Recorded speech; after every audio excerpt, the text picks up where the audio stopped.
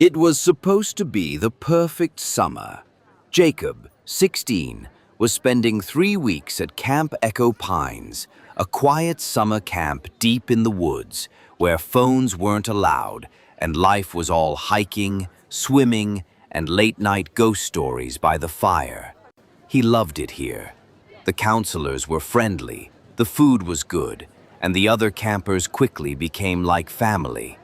His best friend Mason had been coming for years and promised this would be the best summer of Jacob's life. And it was, for a while. Every night, they gathered around the campfire, where the head counselor, Jonah, told them the story of the endless camper, a kid who wandered off into the woods and was never seen again. They said his ghost still roamed the forest, trapped in the same summer that never ended. Some say you can still hear him laughing in the trees, Jonah would grin. But if you ever see him, don't follow. He doesn't know he's not supposed to be here anymore. Everyone laughed, but Jacob couldn't shake the story. One afternoon, Jacob got separated from his group during a hike. Deep in the woods, he heard it. Laughter, a kid's laugh. "Hello?" Jacob called. No answer. Then a whistle. Sharp, playful. When he finally found his group, they told him he'd been gone for hours. But that didn't make sense. He had only been gone a few minutes. Stranger things kept happening. The clock in the cabin was always stuck at 3:15. The counselor's stories, the exact same ones every night, word for word. The days began to blur together. Every morning felt exactly like the day before.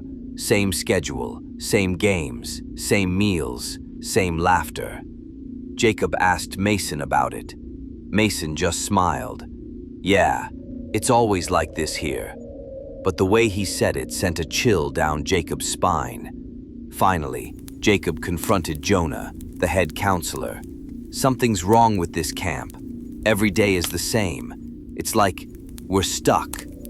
Jonah stared at him for a long time and finally said, "Some kids never want summer to end."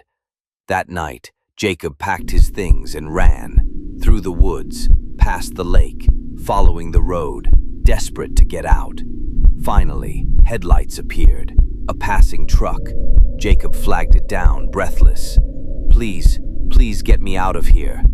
The driver looked confused. "What's a kid doing out here this time of night?" "Camp Echo Pines. I need to leave."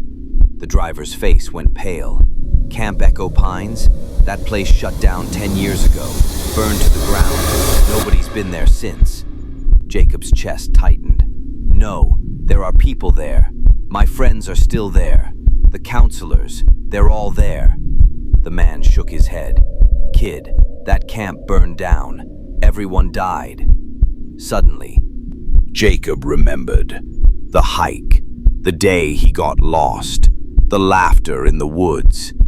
That was the day he never came back. He looked down at his hands, faint, flickering. His voice trembled.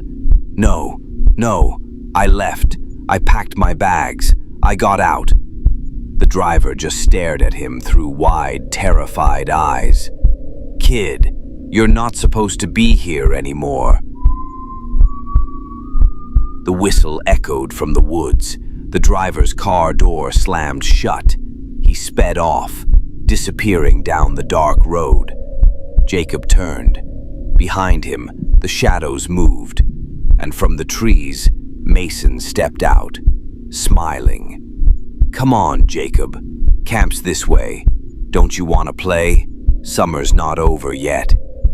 Jacob drops his bag and slowly walks back toward the camp, his figure fading like mist, because some summers never end.